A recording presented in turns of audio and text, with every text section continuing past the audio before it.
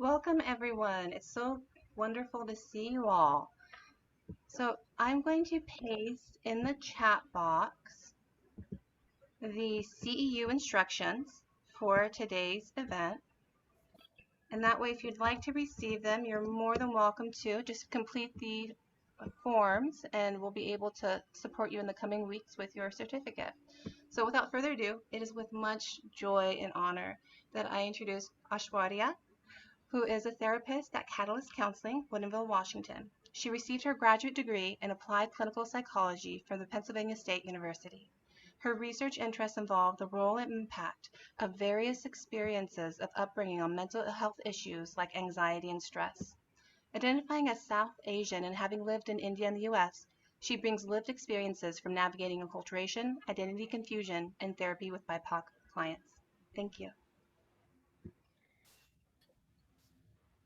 Hi, everyone. It's nice to meet you all. Thank you so much for taking the time to be here today. Um, just wondering, do I go ahead and share my screen and get started? Yes, please. Thank Okay, you. all right. Let me just set this up.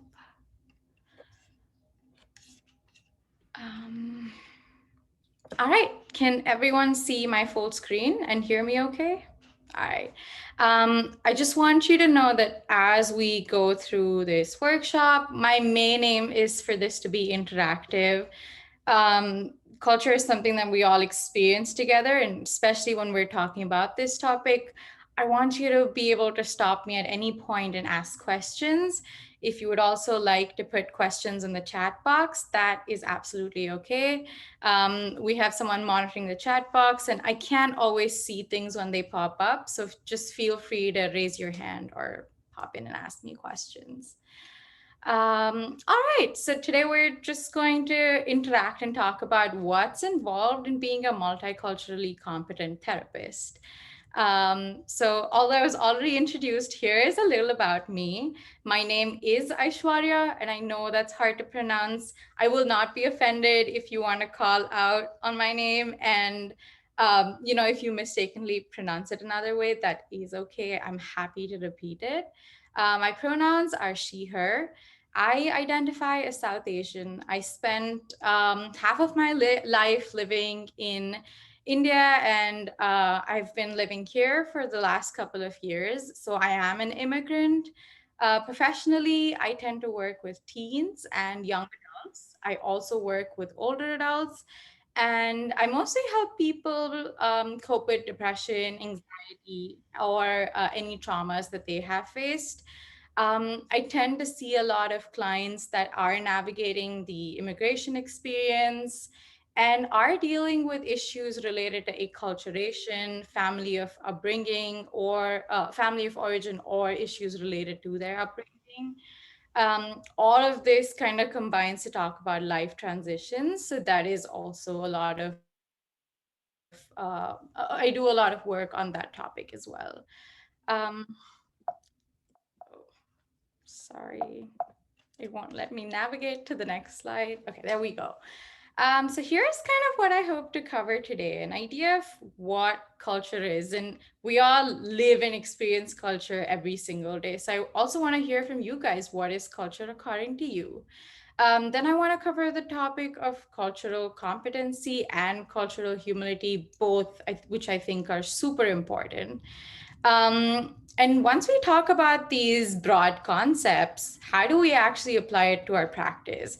How do we go about developing cultural competency and humility? I also want to look at, a case that came up last year and how I was able to apply some of these concepts to that case. If you have any cases that you would like to talk about, any of your experiences, this is a place where that is welcome as well. And I want to end with the topic of decolonizing therapy. I think if we're talking about BIPOC populations and really gaining knowledge about different cultures and how we can develop humility there, this is something that is really important as well. So this is something that I hope to cover. I want to give 10 minutes in the end for questions and discussion. So if you have anything that you want to bring up with the group here, that would be a great time to do that as well. So just to kickstart this whole thing, I want to talk about what culture is broadly, and I want to hear from you all how you define or look at culture. You could put it in the chat, you could quickly unmute, but how would you guys define culture?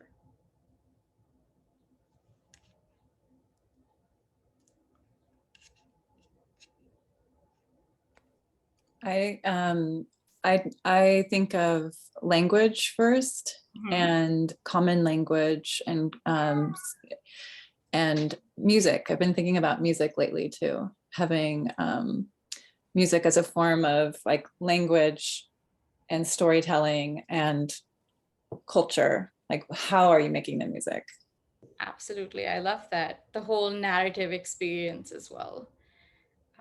Anyone else? In the chat box, I have shared values, belief systems, attitudes, and assumptions that people share. There are different kinds of culture, workplace, etc. I have another one. I have the way in which someone was raised, which influences their food, music, language, and history, as well as a set of values, beliefs, and upbringing, and outlook on life, view of life, customs. Awesome. You guys covered a large gist of it, and looks like everyone has a broad idea of what this is, which is great. I also love that someone brought up and said it could be dependent on where you're at. So it could be the workplace, your home environment, what country you're in. I love that distinction. Okay, here's what I have, a mixture of all the things that you guys said. Language, values, art, social practices, beliefs, your geographical location, customs, religion, ethnicity, the food we eat, the rituals, the clothes. It's a never-ending list, and it can be anything you want to put in there. Culture is a very shared experience. This reminds me of a client that I had last year, and we were talking about dealing with issues related to acculturation. And I asked the client, what does culture mean to you? And the client said, to me, culture does not mean values or beliefs or customs. Culture actually means food. It means rituals. It means art. I thought to myself that a lot of those things could overlap, but we also had that discussion and said, who am I to tell you what is and isn't your way of defining culture? So when we went and discussed issues related to acculturation, I thought to keep in mind where this client defines culture before I did so. Do you guys have any experiences of how your clients have defined culture and how you've had to navigate that in session?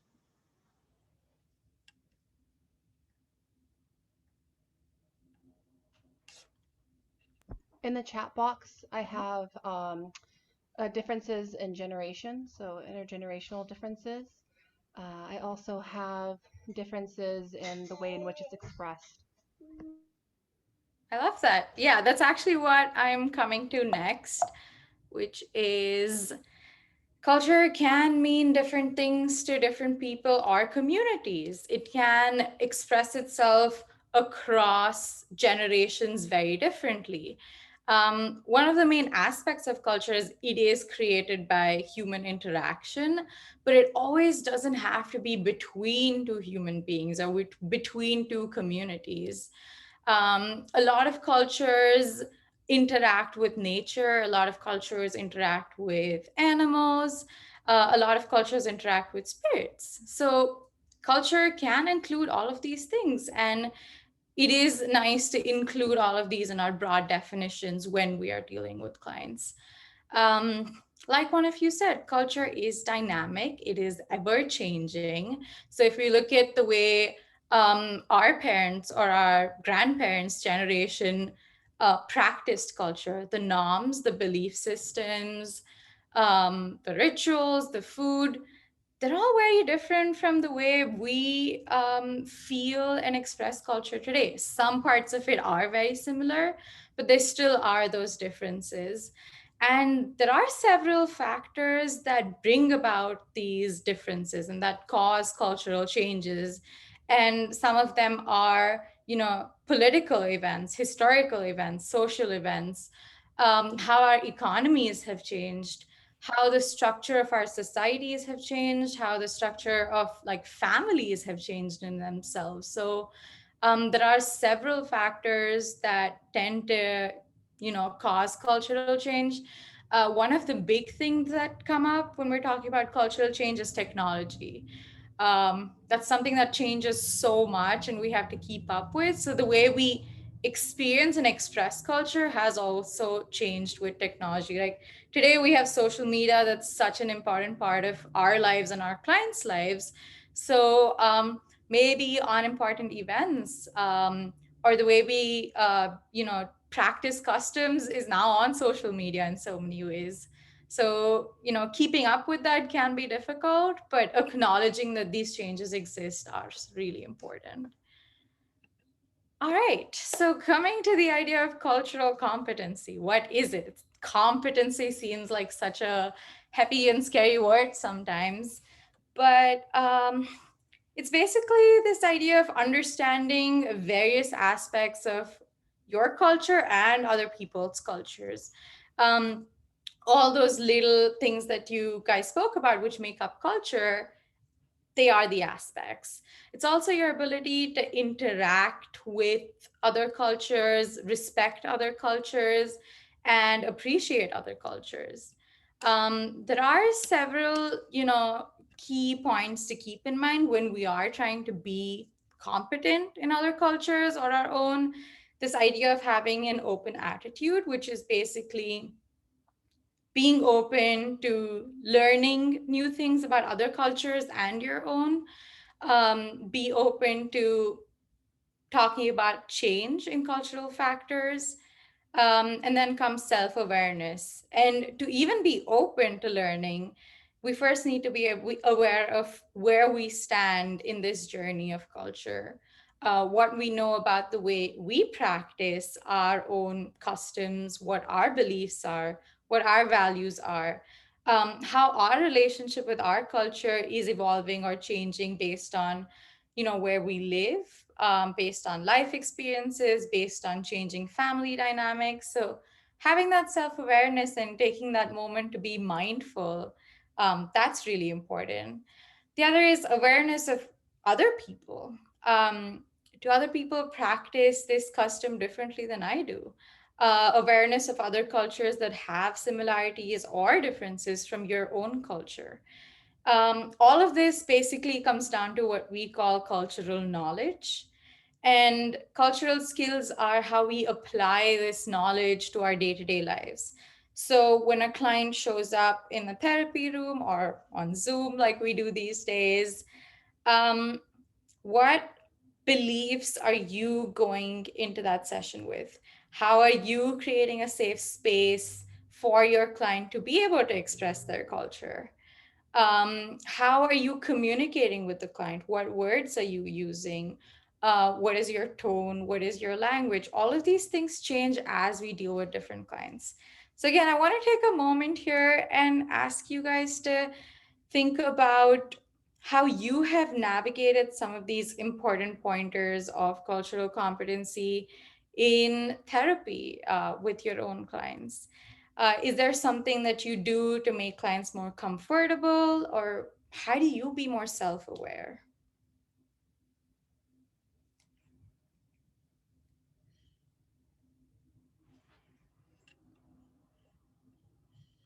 Just going to give you all a few moments to think about that. In the chat box, I apologize for not sharing this earlier. Someone wrote, I, white woman, work with geriatric AAPI folks and the difference in family structures and the value of generosity. Clients try to offer gifts, snacks, etc. Right. That is a great topic to bring about. So, a lot of cultures, gift giving is a really important way in which they express their gratitude to their therapist. Also, is the gift giving related to something that's important in their culture? Like, for example, I'm South Asian and I celebrate festivals like Diwali and Holi, and I have a lot of South Asian clients. And for them to be able to express that culture and maybe bring chocolates into our session or Indian sweets to our session, that makes them really, really happy. And if I say no, that is almost considered offensive to them. So, really being able to draw that workable boundary and navigating what is appropriate and not appropriate in this situation, that's a great skill to have. I love that. Has anyone else experienced that with gift giving where you've had to navigate that situation?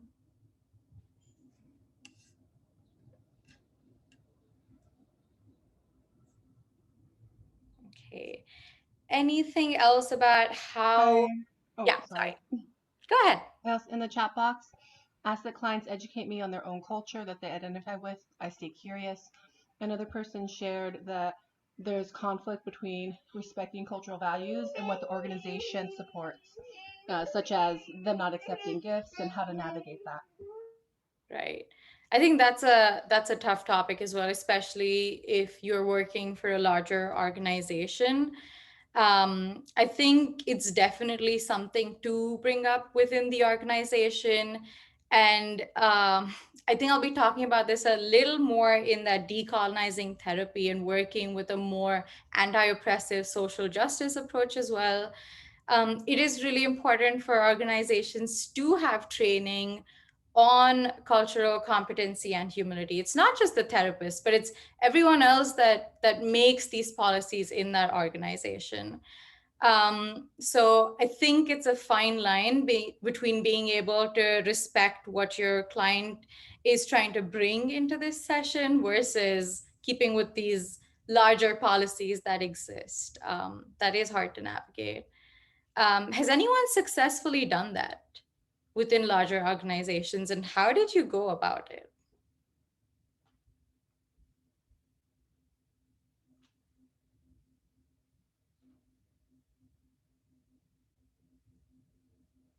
And some other things I'm hoping people will bring up is how you work towards self-awareness when you're sitting with your client and trying to interact with someone from a different culture. I heard curiosity. One of the chat box responses is I have an interpreter at all my sessions, and they often provide me with working knowledge and act as a cultural mediator. My patients also usually love to give me stories about their culture since I am a new social worker and they are my grandparents' age, etc. A client focused way of interacting focuses on what the client has to say, want, or concerned about, and I follow the lead. I take a cultural, sensitive, humility approach versus competency, as I won't assume I will ever be competent as an end goal. I love all of that. I think it's so great that everyone's thinking about these things, not just here, but outside and as you go through practice. I love the point that was brought up about cultural humility, and that's basically where we're going now, that cultural competency is important. It's important to know about other cultures and how other people live, express, share their culture. But in addition to that, cultural humility is really, really important. I will be getting to what cultural humility is in a moment, but let's talk for a moment about why cultural competency in itself is not enough. Um, Basically, what that does is if you tell yourself that I've read these many research papers about this culture, or I've had several clients that have navigated this culture, I have lived in this country and I have experienced this culture, that can imply a sense of completion with respect to knowledge acquisition. It can make you feel like you have mastered this particular culture. But like we discussed before, culture is very dynamic, and the way people describe culture and experience culture differs all the time. Culture is ever changing, and based on where you're at, based on that day, that time period, and what's happening around us in society, in the economy, that can change culture in that day, in that moment. So cultural competency is not the only thing that matters. as important as it is.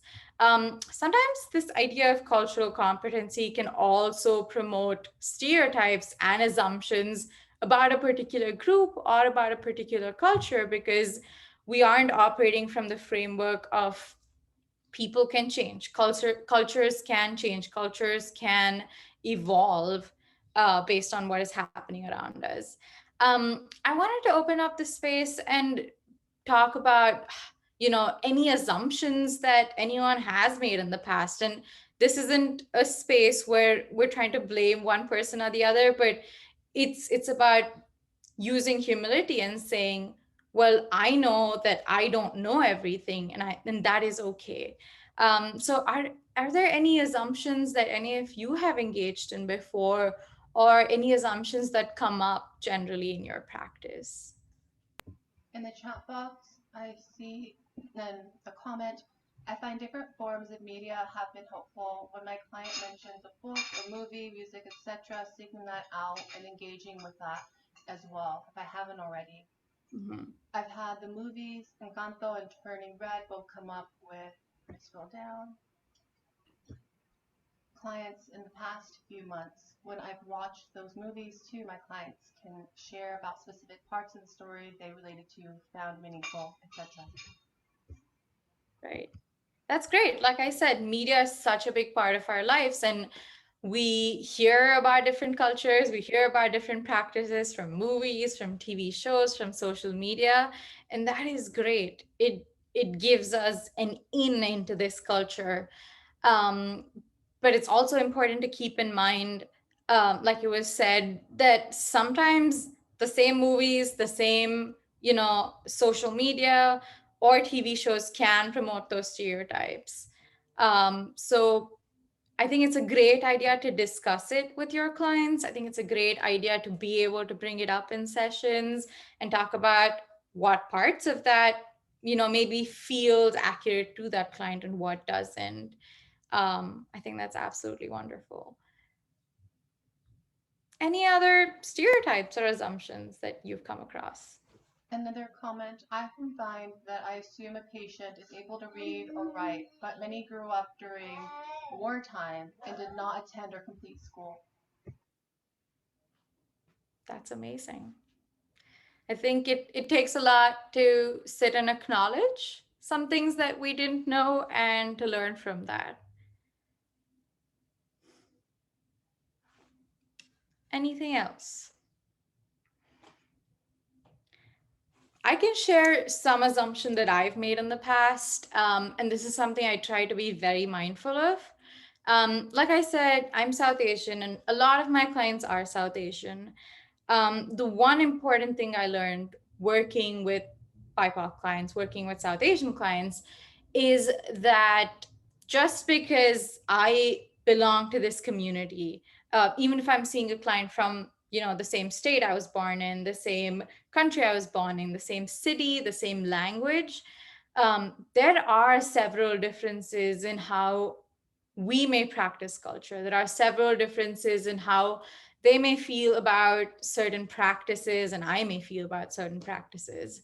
So one thing that I recognize in myself is that just because we come from the same culture, it does not mean that there are similarities everywhere. There also can be certain differences in how we look at things. So that's something that I thought was important to share. Anything else? All right. So, what is this idea of cultural humility? Essentially, it's a growth-based perspective, and like someone already put in the chat, it's accepting your limitations in knowledge and practice. It's in saying that honestly, I don't know too much about this. Let me go look it up, or why don't you educate me on what this means for you and how you practice this part of your culture? It's this idea that even in sameness, there is difference. Like I said, I always ask, my South Asian clients, even though we have a lot of similarities, where are the differences? What do these differences mean to you? And how can we respect and acknowledge these differences that exist between us? I'm wondering if anyone else here has navigated this idea of even in sameness there is difference. How do you navigate the idea of culture when you have someone, sitting in front of you and you feel like you have a lot of similarities in how you identify and how you practice culture? One person wrote, I lead with curiosity. I try to hold that my experience and intersectionalities differ from theirs. Yeah, I love that. I think curiosity is really important. It keeps us open-minded. It keeps us active instead of passive when we're working with that client. That's definitely a cultural humility approach. Anything else, or any client, any situation anyone can think of? I have another person in the chat box saying, whenever I think we're familiar, it's my sign to listen more. Oh, sorry, could you repeat that? I think that was... Yeah, oh, no worries. Whenever I think we're similar, it's my sign to listen more. I love that. I think we should take that statement and put it up in our rooms. I think that's a great way to look at it. All right. I think what that point also brings about is this idea of increased self-awareness. When you find yourself, taking a little bit of a backseat, or when you find yourself in a situation where you're seeing a lot of similarities, maybe that's your cue to be more mindful, to be more self-aware of how you're showing up, how that client is showing up. And in that situation, like culture can show up differently in different places, maybe it's also important to recognize the privilege that you hold there. Privilege can show up differently. It doesn't just have to be in the idea of whether you belong to a culture that is, part of the dominant group in this country or part of a minority group. Privilege can show up in power imbalance that exists between a therapist and a client.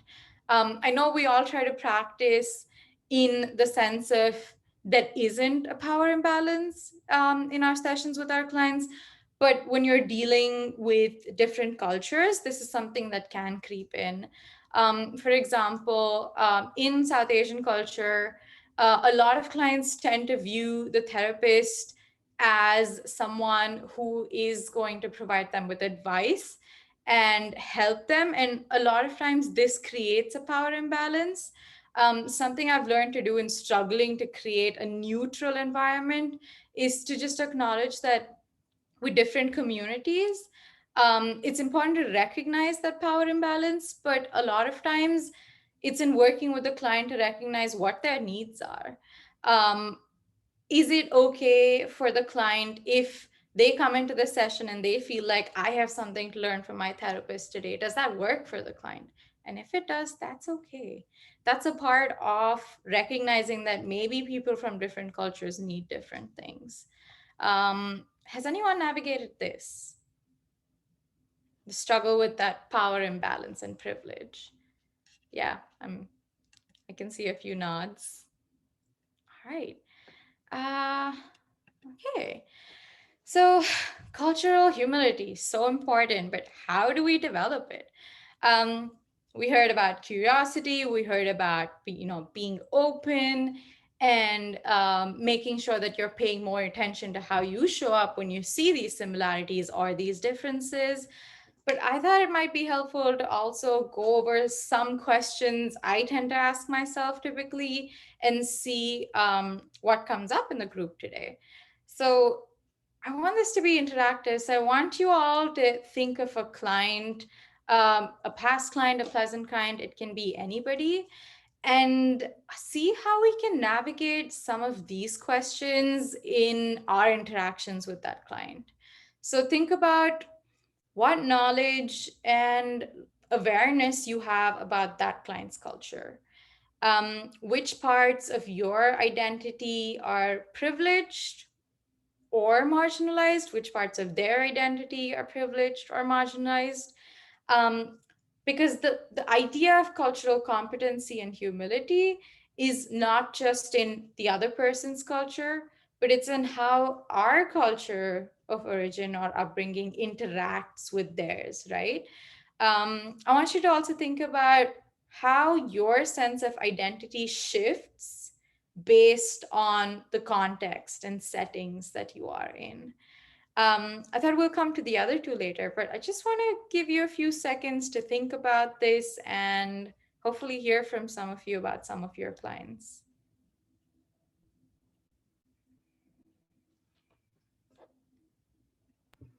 Someone in the chat box says thank you. They really appreciate you sharing these questions with them, and they'll be using them to navigate their spaces, their sessions. That's great. I'm really glad.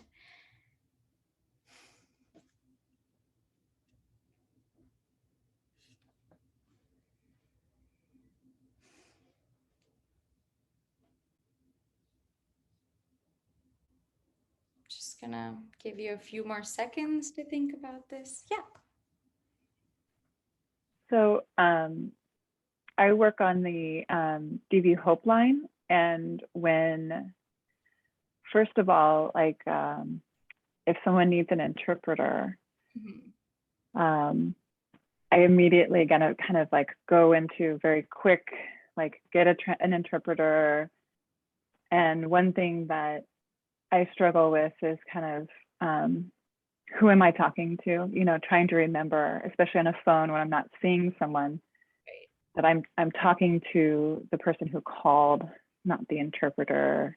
And so respecting, you know, the autonomy of the person who's seeking help. Another thing that I have to quickly quiet in my head are just the assumption that someone is a survivor, and that they have experienced abuse. Yeah. And I think that, you know, how we define abuse can be very different from culture to culture. And so I don't want to impose my definition on someone else who's trying to navigate a system that they now find themselves in. And I, being like a white native, quote unquote, native, am familiar with the system, helping them navigate it. But I also try to realize and recognize that I'm still probably intimidating, even though they can't see me, they can hear me, you know. And they reached out to me for help, which I know it took a lot of courage, right? They're scared. So those are things that really kind of, you know, I try to be really careful about in a moment, and then it usually hits me afterwards. Like, it's pretty upsetting, frankly. Absolutely. Yeah. I think that's absolutely wonderful. And you brought about so many different pointers and aspects of this. I loved how you thought about your identity there and how you are careful with how you put across that identity and how that sense of identity is shifting. I love how you're thinking about that person's identity and how abuse can look different in different cultures, but also respecting that they're here for helps. And I want to do my best to make sure they are safe and they're getting what they need. That's wonderful. Anyone else? Any other client story you want to share? Or even if you don't have a past one, as you're listening to this conversation, as you're sitting and thinking about what parts of your identity you're recognizing as privileged, as marginalized, and how you bring awareness here. What comes up for you? One person in the chat box shared that they struggle with the question, what might be my own blind spots and biases? If they say they struggle with that if they're not living in community with other people that support them and challenge them in doing the work. Right. By that, do you mean that, you know, based on the community that you're in, your sense of what is cultural, what is an assumption, what is a stereotype changes? Was just wondering. Yeah. All right. I see here that, oh, sorry. The response is that they're unaware of what some of those blind spots and biases are unless they have other people help point it out to them, or they read about and do research about these blind spots and biases. Right. Yeah. I think that's a very common thing we all face. And I know initially as I started going through this process, I would feel terrible when I recognized some of these blind spots. I would feel like I'm not doing enough for my clients, I'm not learning enough or being enough. And then I realized that this is the process. It's not one thing that you're ever going to achieve or a mountain you're going to climb and that's the end of it. But this is the process of recognizing those assumptions, of recognizing those blind spots, of being mindful. And the fact that you're on that journey is wonderful. I think we're all going to be on that journey probably for the rest of our lives. So that's great. Anything about what thoughts and feelings come up when you're recognizing that you are on this journey, that you are navigating this privilege that you hold, or you're navigating feeling like you're marginalized? Any feelings that emerge about this situation with the client when you're recognizing all of this? How do you practice self-care in that situation?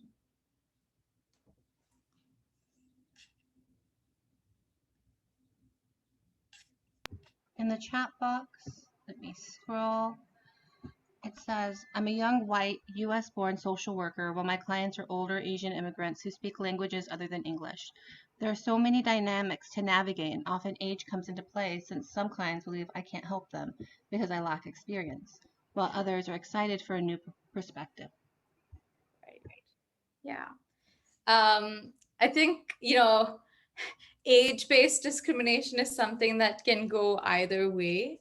And it is something to really keep in mind. Something that I always think about is that, yes, as a younger individual, clients may feel like we don't have too much experience. And that stems from their own experiences, their own biases. So it's also in giving your clients space to grow. Like we're on our journey for cultural competency and humility, so are our clients. So provide education, talk about these concepts in your sessions with your client, have that conversation. That being said, yes, sometimes it may not work. And then we just need to take care of ourselves. We need to trust that we are doing the work, we are on this journey, and our clients will meet us as far as they can go at that point. All right. I'm gonna give it a couple of seconds before I move on to the next part to see if anyone else has a case or a client. Does not look like it. All right. I wanted to talk about a particular client that I saw last year and how I navigated some cultural experiences. This client had several important identities. So they were middle-aged, they were a woman, identified as Dominican and as very religious. So the client came to me with a trauma-based diagnosis. The client also had an alcohol use disorder diagnosis, and they came in with a lot of symptoms of sleep paralysis and experiencing nightmares.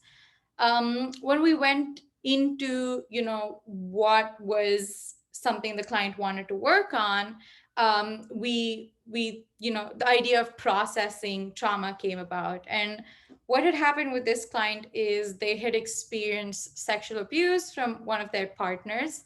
They were intoxicated one of the days, and they couldn't consent to sexual activity, and that was forced on them. And since then, clients started experiencing these symptoms of, I'm going to bed, I'm awake, I'm thinking thoughts, I want to move, but I can't move. This idea of there's something sitting on my chest and I can't wake up, I can't do anything, I'm stuck here. that led to a lot of, nightmares, a lot of fears with falling asleep. And we know how important sleep is to processing feelings, thoughts, and all the issues it can cause, mental health wise and physical health wise. So, as new as I was to this field, I started with a trauma-focused CBT approach. We worked on accepting the situation. We used a person-centered approach, a lot of validating the client's feelings, a lot of validating what happened, where they are today. We worked on identifying some of the thoughts that came up with respect to the trauma, with respect to the alcohol use, a lot of core negative thoughts about self, about the world, low self-worth, all of that existed. But something was missing. The client was able to rationalize some of her thoughts, but she continued to experience sleep paralysis. Sorry. She continued to have a fear of falling asleep, continued to experience nightmares. And then I recognized that there are other parts of this client's identity that we have not explored. The fact that she was very religious and she was Dominican. She is religious and she is Dominican. And we didn't really consider the cultural aspect in our treatment. Sometimes, I know I've done this in the past, and I try to be aware of doing it today, but we get stuck with that Western approach of how we diagnose and form treatment plans. So I asked the client what part of her religion is important to her, how she practices religion. And the client and I spent some time in understanding what Dominican culture is, what religion in that culture looks like. I, to be honest, did not have too much of an idea. I did do my research, but this was also a way for me to bond with the client. So I asked the client about it. And I was educated about how in her community, witchcraft is something that is big. And she specified that people have a lot of negative connotations associated with witchcraft.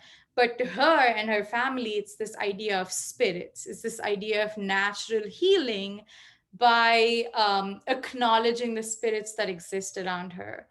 As we started working through this perspective, we recognized that when she was sexually abused by her partner, she felt like a negative spirit had entered her body through that situation, and sleep paralysis to her was just this negative spirit holding her down when she wants to get up and get on with her life.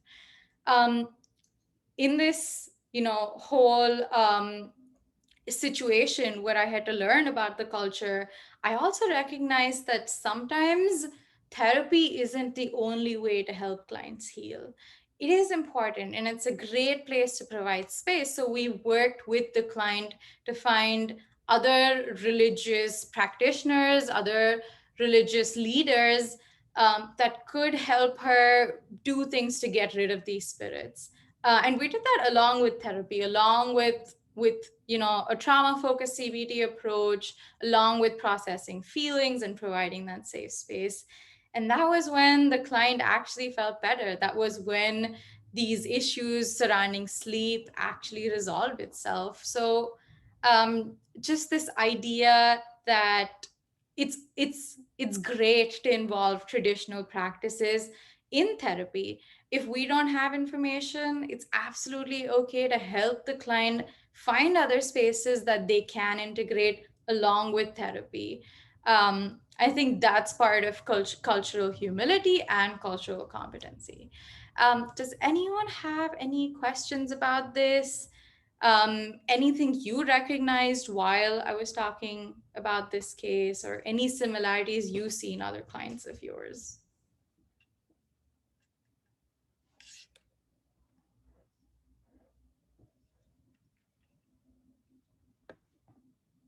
All right. I'm going to move on to kind of the last part, and I want to spend some time on this and also provide space for some questions towards the end. the whole idea of decolonizing therapy, again, connected to the case, it's in taking into consideration that there are several traditional approaches that exist. And sometimes we need to take into consideration historical factors, oppression that people have faced, marginalization that people continue to face, and social factors in the therapy setting. Um, our identities are intersectional. There are so many different aspects and concepts that come together when we talk about our feelings, our thoughts, our beliefs in a therapy setting. So I would encourage everyone to consider how different identities interact, and also consider how these identities interact based on the historical, the ancestral setting, the culture that has changed over time. Um, we talk a lot about treatment, but something that we forget is this idea of psychological diagnoses. We know it's important to clients, we know it's important for insurance purposes, and it's great. But sometimes we get stuck in that rigid mind frame of what a psychological diagnosis can provide, especially to people that come from different cultures. In a lot of cultures, the idea of a diagnosis is tabooed.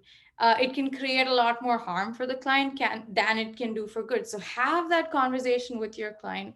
Talk to them about what it means to them to have a diagnosis, what it means to them to not have a diagnosis. And when I say take it with a grain of salt, here's something that again came up with one of my clients. In the intake, I saw a lot of, well, I'm talking to things that are around me, I'm seeing things, I'm hearing things, and my mind, directly went to, ooh, are they experiencing hallucinations? Is this auditory? Is this visual? And as I went into some of these symptoms with the clients, I recognized, again, culturally based, that client grew up since a very young age with this idea that spirits exist around them. And one way for them to heal is to converse with spirits, to converse with God.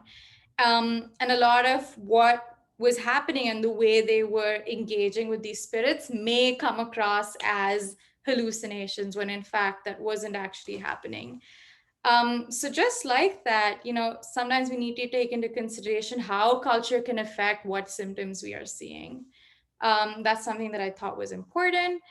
The other thing I will say is this idea of having flexibility and fluidity in the models we use in the therapy room. Something that I love to use is a more CBT approach, along with the multicultural thing. But some things I've recognized is it doesn't always take into consideration an anti-oppressive social justice approach. So for instance, let's say if you have a client that had a job interview and they had a great resume, they fit everything the job asked for, but they didn't get it. And they feel like they didn't get it because they were discriminated based on their race, based on their religion, based on the way they look, their gender identity, their sexual orientation. It can be any of these things, and we know it exists. So if they were discriminated in the hiring process, and we're using, let's say, a CBT approach that says, okay, what are some of the automatic thoughts we're recognizing here? What are the feelings associated with those thoughts? And how do you reframe them? That is not taking into consideration the social, the cultural, discrimination-based models or things that exist in our society. That is taking a very privileged approach or a white-centric approach sometimes, because we do live in a society where there is one dominant culture and several other cultures that are marginalized. So I always say, when you're using these particular approaches, try to incorporate a multicultural approach where you can have these conversations about the political situations that exist, about trauma that's often based on a lot of these isms.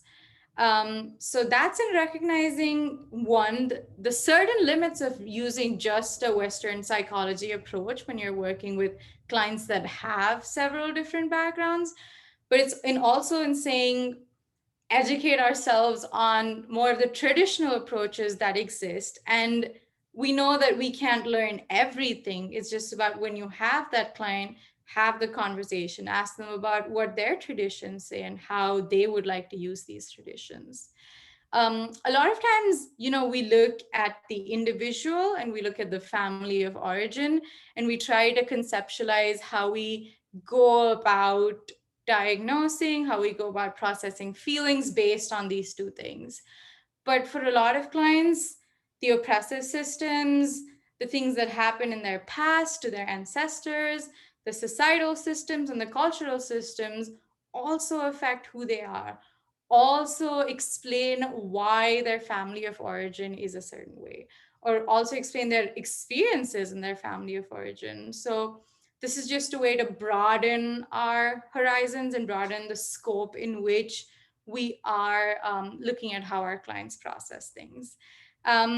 Something that always comes up when I talk about this is this idea of being apolitical. And when I was in grad school, we discussed this a lot. Our professors would sometimes say, well, you're not supposed to have opinions because that can create like animosity in the client relationship. That can create a divide.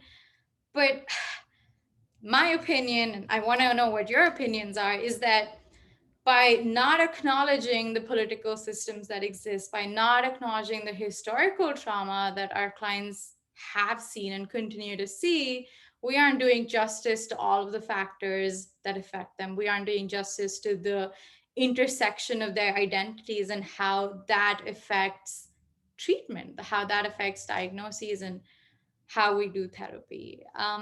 So this is the gist of why I think it's also important to sometimes, keep in mind this concept of decolonizing the therapy space, especially when we're trying to work towards multicultural competency and humility. I'm wondering if anyone has any comments or questions here. This is also the time to bring up any questions you had in general. I do have a question about what you were just talking about, which is in acknowledging and sharing your opinion or sharing what you see. Yeah. And that sometimes is outside of the therapeutic space. Yeah. Is how prepared should the therapist be to have the support or the referrals, appropriate referrals, to follow up on that? I feel like you can be treading on some delicate ground there, and you want to make sure that something quickly follows, right? I do anyway.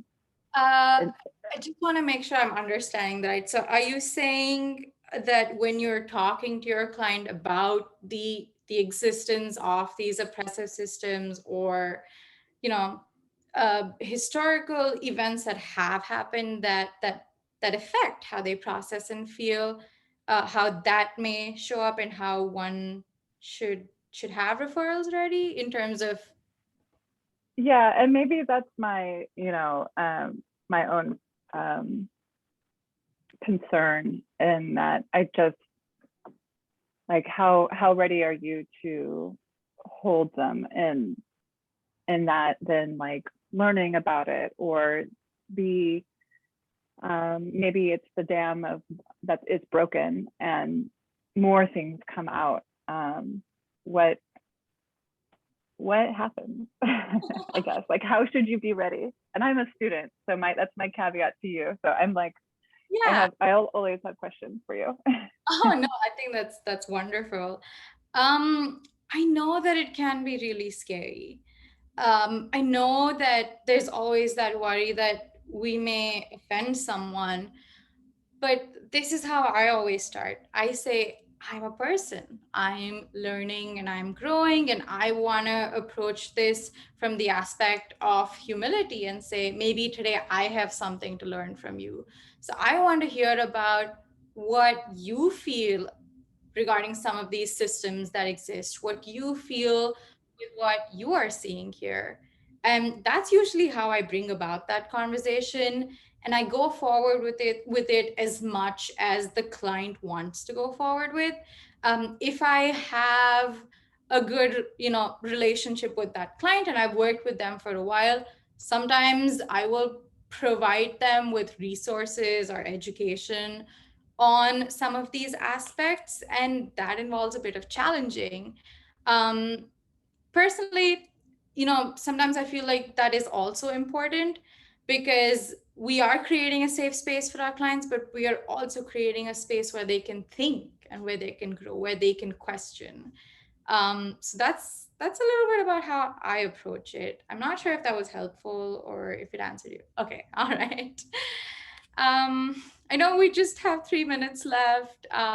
Is there anything else that anybody wants to discuss, or anything else that I have two things in the chat box. First one, someone said, I just love this. Reminds me to ask, what are your beliefs about what is happening? The other question that I have, a question that I have in the chat box is, how do I respond to the naysayers who say decolonizing therapy in the session, it just can't be done? right? Well, we have to start somewhere, right?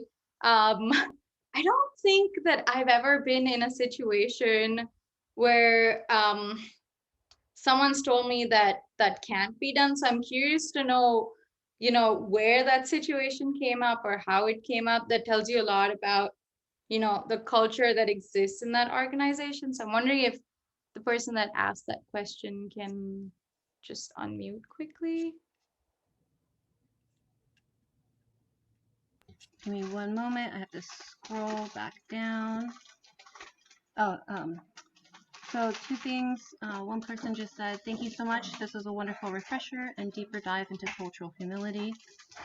And then the other person with the question has shared that it's about the clinical training, that decolonizing therapy can be seen as offensive or as not creating a space that is therapeutic. And so they're wanting to know, when they're facing that in academic settings, their classes, if there's a good response to that. Right. Um, to be honest, that was also my experience in my program to some extent. We didn't have a lot of education on what it was to decolonize therapy, and a lot of my learning came after I graduated from school. So I feel for you, and I think you're doing excellent things, which is finding other ways to educate yourself. Yes, our education system is great, but it is limited in so many ways, and we do have those 2 or 3 years to learn what we do. So, these workshops are the spaces to talk about decolonizing therapy. Your consult groups, either ones that you can form or ones in your practice. These are great spaces. I think it's also about recognizing where you want to spend your energy and how much energy you have to bring up these conversations in classrooms. I do think it's really, really important to start that conversation, but I also understand that realistically, sometimes it does not work because you are not the only one there. That is a big group of so many other people. So if you do have the ability to provide resources to people that exist in your classrooms, to the larger department, that would be great. You can have people come and present in one of your classes. You can have speakers talk about these things. Those are some of my suggestions, and I hope that was helpful. All right. Anything else I missed out on? No, just a lot of thank yous in the chat box that are coming in right now. And a request, a private request for more resources on decolonizing psychology. That is great. if you could email me about, the person's contact details, I would love to send like recommendations for books. I have a whole list. There is one that's right here that I use a lot. It's called Beyond Inclusion, Beyond Empowerment. It's something that I've been using as a part of my consult group, and it's absolutely wonderful. Another book I love, Braiding Sweetgrass. A lot of traditional information, gets you to think about so many different approaches. But I would love to email you some other recommendations if you can put your contact details in the chat, maybe. Thank you. Actually, if you could also send that out to the wider audience, I know that that's something that has been in high demand as well, if that's okay. So if I send it to you, I'm guessing you have all of their... Yes, yes. And then someone in the chat box says, this was so good. Thank you, Aishwarya. Oh, we love reading lists. And that would be greatly appreciated. Thank you. Love book recommendations. So yeah, I'm happy to send all those resources out to everyone. Thank you all so much. And I really enjoyed interacting with you all. Have a wonderful day. See ya. Thank you, everyone. Have a good rest of your day. Gentle reminder, if you'd like CEUs, to please complete the forms. Thank you. Goodbye.